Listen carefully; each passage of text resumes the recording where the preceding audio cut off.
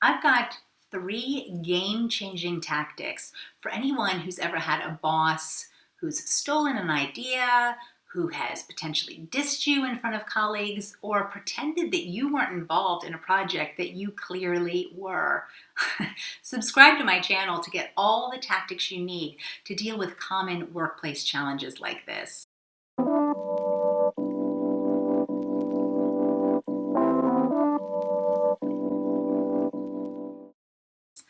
Now, these game-changing tactics have saved the sanity of so many of my clients, women who work in male-dominated fields.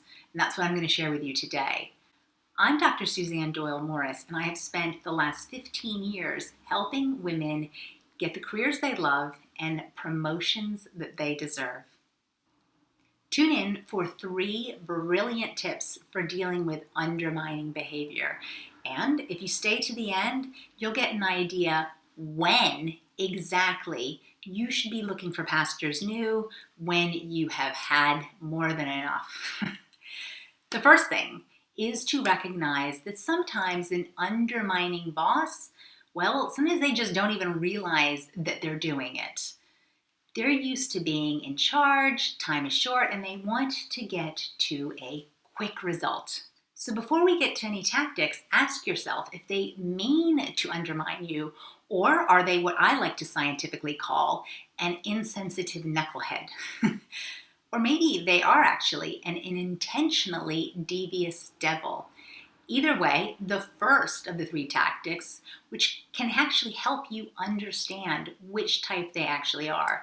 And that tactic is to point out the latest slight and its impact on you.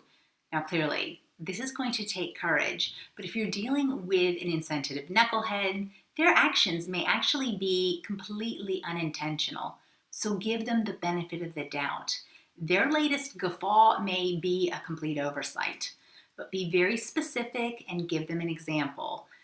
Just like a marriage counselor would tell you, don't say, "You never listen," or "You always put the milk back in the fridge completely empty." The truth is that there are very few always or nevers in life. And even the worst boss can actually be occasionally very supportive. I was interviewing a woman who works for an international fast-moving consumer goods company for my next book. Now, she was very senior by the time I interviewed her, but she remembered a time about she worked with a difficult boss who used to walk around their large open plan office asking very detailed questions and shouting at anyone who didn't have an immediate answer. Let's just say he was not going to be shortlisted for the Boss of the Year category. One day, he called her into his office just to ask how she was getting on. And she blurted out and she said, "You're the reason I hate coming to work." As you can imagine, her response actually stunned them both in that moment. But it actually led to 2 benefits.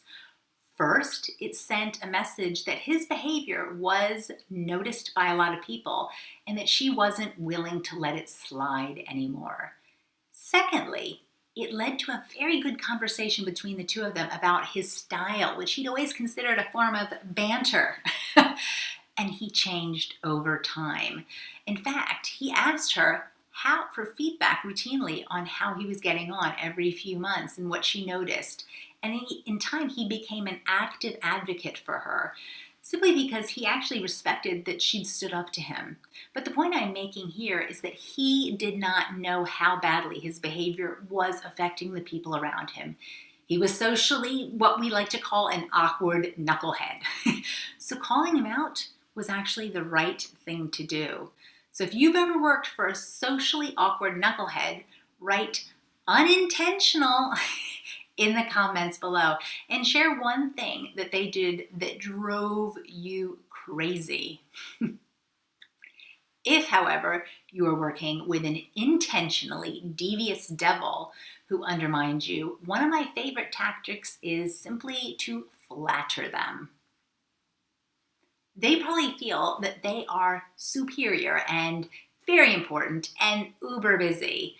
So use that to your advantage. Say something like, I know how busy you are with everything that you take on, and I'd love to help clear more from your plate. Maybe even help at a client meeting where you might ask for more detail on things that I know a little bit about, but it's more detail than you have on hand. Now, one of my clients who worked for a technology firm did this with a boss who rarely gave her any time in the limelight. However, one day his child got sick and he couldn't attend a big upcoming annual conference. So she offered to step up and deputize on his behalf since she knew so much about the project. Now, clearly, you shouldn't have to wait for an illness in someone's family to get ahead. But offering up to take slack when it's most needed positions you as an ally, which makes total sense because all you're trying to do is get noticed for how you're helping out. Once her boss came back and saw that she got good feedback, he relaxed and began sending her more to other events that he'd actually didn't want to attend, which is how she got to know the finer details of several of Europe's least glamorous airports. But those international trips actually helped position her for a bigger role. If the tactics for both the awkward knucklehead and the devious devil fail and you continue to feel undermined, there may be just one simple thing left to do, and that's to look for a new job with a new boss. Now, in my experience coaching and advising companies on gender balance, I find that people, they don't usually leave jobs. They leave bosses.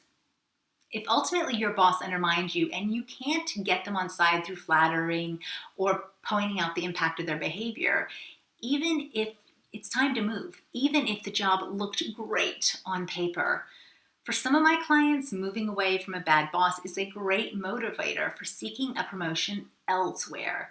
So if that's you, download my free guide on how to get a promotion in 8 steps. That's going to give you everything you need. Just click the link below and fill out your details. And if you think you could probably use some of these tactics to save your sanity, then just like this video and subscribe to my channel to get more advice on how to get the best from your career. And let me know which tip helped the most today.